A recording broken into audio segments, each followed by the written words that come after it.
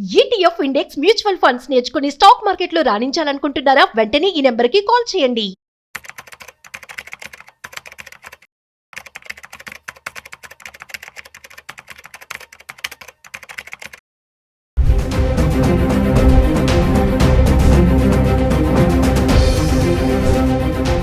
నమస్తే, welcome back to Suman TV. Present మనతో పాటు ఉన్నారు స్టాక్ మార్కెట్ అనలిస్ట్ సుందరామరెడ్డి గారు. నమస్తే సార్. నమస్తే మ్యామ్. సార్, గోల్డ్ గురించి మనం చాలా వీడియోలో మాట్లాడుకున్నాం. క్రమేపా పెరుగుతూనే వస్తుంది. మరి ఇప్పుడు చూస్తే 1,05,000 అయిపోయింది. అంటే 10,000 వరకు కూడా వెళ్ళే ఛాన్సెస్ అయితే కనిపిస్తున్నాయి. మరి ఎందుకు ఒకేసారి ఇంతగా జంప్ అయింది అంటే టారిఫ్ అనుకోవచ్చా? ఇప్పుడు కొత్తగా వచ్చినటువంటి జిఎస్టీలో మార్పులకి అనుగుణంగా ఇంకా పెరిగే ఛాన్సెస్ ఉన్నాయంటే ఎంతవరకు వెళ్ళొచ్చు అంటారు?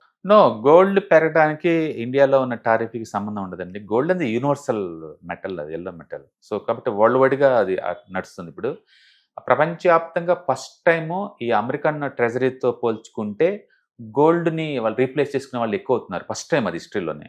అందుకని ప్రపంచవ్యాప్తంగా సెంట్రల్ బ్యాంక్స్ అన్నీ కూడా ఈ డాలర్కున్న రిజర్వ్ స్టేటస్ ఏదైతే ఉందో దాన్ని స్లో చేసుకుంటూ తగ్గించుకుంటూ వస్తున్నారు.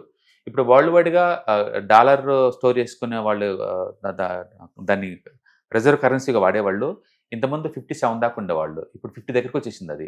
అంటే స్లోగా తగ్గిస్తున్నారు అమెరికన్ డాలర్ స్టోర్ చేయడం అనేది. దానికి బదులు వాళ్ళు గోల్డ్తో హెడ్జింగ్ చేస్తున్నారు. ఈవెన్ ఇండియాలో కూడా ఆర్బీఐలో రీసెంట్ స్టేట్మెంట్ ఇచ్చారు. వాళ్ళు గోల్డ్ తోటి మేము హెడ్జింగ్ చేస్తున్నాము అండ్ అమెరికన్ ట్రెజరీస్ని అదే తగ్గిస్తున్నాం, యూఎస్ ట్రెజరీని తగ్గిస్తున్నామని. అంటే వరల్డ్ వైడ్గా నడుస్తుంది ఇది. అంటే చైనా వాళ్ళు ఆ పని ఎప్పటి నుంచో చేస్తున్నారు, ఇండియా వాళ్ళు కూడా చేస్తున్నారు. వీళ్ళు ఏంటంటే ఎవ్రీ మంత్ గోల్డ్ కొంటున్నారు ఆర్బీఐ వాళ్ళు అండ్ యుఎస్ డాలర్స్ని తగ్గించుకుంటూ పోతున్నారు. ఈ పని కనుక ఈవెన్ జపాన్ వాళ్ళు కూడా బిగిన్ చేస్తే చాలా దూరం పోద్ది. ఎందుకంటే ప్రపంచం మొత్తం మీద ఈ అమెరికన్ ట్రెజరీస్లో ఇన్వెస్ట్ చేసేవాళ్ళు జపనీస్, బ్రిటన్ అండ్ చైనా వాళ్ళు చాలా ఎక్కువ. అంటే ఇప్పుడు కొత్తగా బ్రిటన్ బాగా కొంటున్నారు అమెరికన్ ట్రెజరీస్ని. బట్ అంతకుముందు మామూలు చూసుకుంటే జపాన్ ట్రెడిషనల్గా చైనా వాళ్ళు టూ మచ్ కొంటారు కనుక వాళ్ళ నుంచి కనుక సెల్లింగ్ కనుక వస్తే డాలర్ ఇంకా డ్రాప్ అయ్యే ఛాన్స్ ఉందన్నమాట.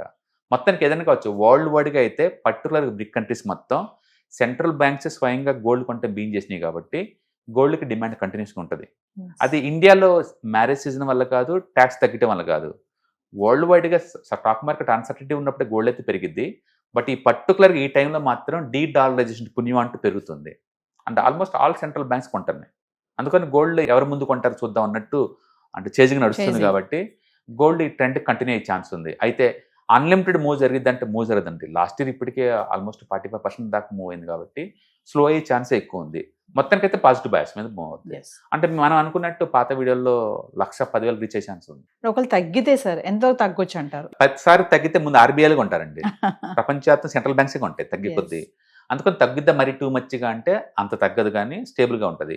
అంటే ఎప్పుడైనా ఇక్కడ స్టాక్ మార్కెట్లో ఏంటంటే ఏదైనా ఎసెట్ మూవ్ కనుక అయితే 2 రకాల కరెక్షన్ జరిగింది. ఒకటి ప్రైస్ కరెక్షను లేదా టైం కరెక్షను. టైం కరెక్షన్ అంటే పడదు పెరగదు అక్కడే అయిపోద్ది అనమాట. నాకు తెలిసి గోల్డ్ నెక్స్ట్ 1 or 2 years పెరగదు పడదు అక్కడే ఉండిపోద్ది. నేను అందుకే చెప్పాను కింద వైపు పోతే 90, పైకి పోతే 1,10,000 అని. నెక్స్ట్ 2 years ఈ రేంజ్లో ఉండొచ్చు గోల్డ్ ఎక్కువ సార్లు. ఏదైనా సరే వరల్డ్ వైడ్ మూవ్ బట్టి ఇది డిపెండ్ అవుతుందండి. అంటే ఏదైనా సరే గోల్డ్ అనేది ఇయర్లీ 12% కావాలంటే మాత్రం ప్రతి ఒక్కళ్ళు ఉంచుకోవచ్చు. అండ్ సెంట్రల్ బ్యాంక్సే సాక్షాత్ హెడ్జింగ్ కోసం కొంటాని అంటే మనం ఎంత చెప్పండి. ఇంకా సిల్వర్ గురించి మాట్లాడుకుంటే అది కూడా అలాగే ఉంది. సిల్వర్ ఇంకా చాలా ఫాస్ట్ పెరుగుతుందండి. హాల్ మార్క్ కూడా వస్తుంది సిల్వర్ కి అని చెప్పేసి అంటున్నారు. అవును, ఎందుకంటే సౌదీ బ్యాంక్ కొంటుందండి. సెంట్రల్ బ్యాంక్స్ కూడా గోల్డ్కి ఆల్టర్నేటివ్గా సిల్వర్లో కొంట బీన్ చేశారు ఆల్రెడీ. అంటే ఇండస్ట్రియల్ యూటిలిటీ చాలా ఎక్కువ సిల్వర్కి. అందుకని నెక్స్ట్ డెకేడ్ బిలాంగ్స్ టు ఈ మెటల్స్లో సిల్వర్ గోయింగ్ టు రోల్ గోల్డ్తో కంపేర్ చేసినా సరే. ఎందుకంటే అటు ఇండస్ట్రియల్ యూటిలిటీ ఉంది, ఈ వైపు మళ్ళీ ఇన్వెస్ట్మెంట్ బీన్ అయింది గోల్డ్ సిల్వర్లో. అందుకని silver definitely going to rock compare to గోల్డ్తో పోల్చుకుంటే. అయితే కొత్తగా ఇన్వెస్ట్ చేసేవాళ్ళు దీంట్లో అగ్రెసివ్గా పెట్టచ్చు అంటే అంత అగ్రెసివ్ అవసరం లేదండి, కన్జర్వేటివ్ పెట్టుకుని బాగుంటుంది. ఏదైనా సరే స్టాక్ మార్కెట్లో వాలటిలిటీ ఎక్కువైన కాడి నుంచి లేదు, అందరూ మల్టీ అసెట్ అలొకేషన్లో పెడుతున్నారు. వాళ్ళందరూ ఖచ్చితంగా సిల్వర్లో గోల్డ్లో పెడతారు. అందుకని గోల్డ్ ఇన్వెస్ట్మెంట్ పెరుగుతుంది ముందు రోజుల్లో. కాబట్టి ఆ ట్రెండ్ వరల్డ్ వైడ్గా ఉంది. ఇప్పుడు ఈ టైంలో మరి ఇన్వెస్ట్మెంట్ చేసే వాళ్ళు కరెక్ట్ టైం అంటారా? నో, నేను అనుకుంది ఏంటంటే అగ్రెసివ్గా అలొకేట్ చేయకుండా కన్జర్వేటివ్ కొంత అలొకేట్ చేయమంటాను. స్ట్రక్చర్లో చాలా స్ట్రాంగ్గా ఉంది గోల్డ్ చార్ట్స్ అండ్ సిల్వర్. రెండిట్లో ఒకటే తీసుకోమంటే సిల్వర్ రికమెండ్ చేస్తాను. అండ్ రెండిట్లో ఎంత పెట్టచ్చు అంటే ఓవరాల్ పోర్ట్ఫోలియో కొంత కేటాయించండి, మొత్తం కేటాయించిన అవసరం లేదు. ఇంకా చెప్పాలంటే ఈ టైంలో ఈక్విటీకి ఎక్కువ అలొకేట్ చేయమంటాను. ఎందుకంటే 14 months జీరో రిటర్న్స్ కదా, ఇది మూవ్ అయ్యే ఛాన్స్ ఎక్కువ ఉంది దాంతో పోల్చుకుంటే నెక్స్ట్ 1 yearలో.